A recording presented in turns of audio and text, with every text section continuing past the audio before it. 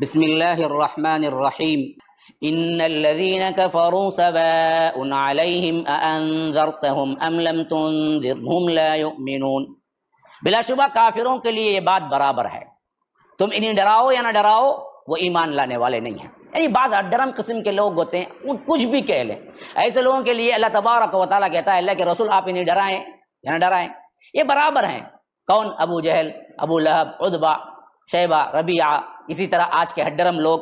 اور فرمایا کہ ختم اللہ علی قلوبہم وعلی سمعہم وعلی ابصارہم غشاوۃ ولہم عذاب عظیم، کیونکہ اللہ نے ان کے دلوں پر، ان کے کانوں پر مہر لگا دی اور ان کی آنکھوں پر پردہ پڑا ہوا ہے اور ان کے لیے بہت بڑا عذاب ہے۔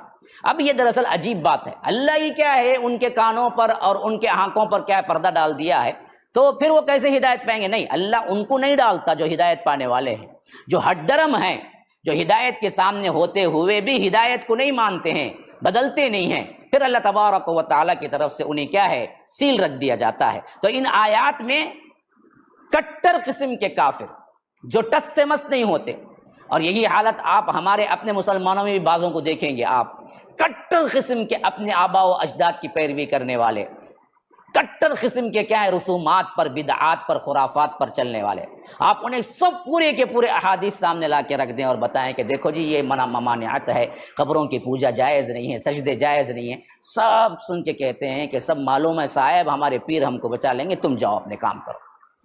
یہ کیفیت والا پہلا طبقہ ہے جس میں اللہ نے 2 آیتوں پر کیا ہے؟ ان کی تمام کیفیتیں بیان کر دی۔ اب آگے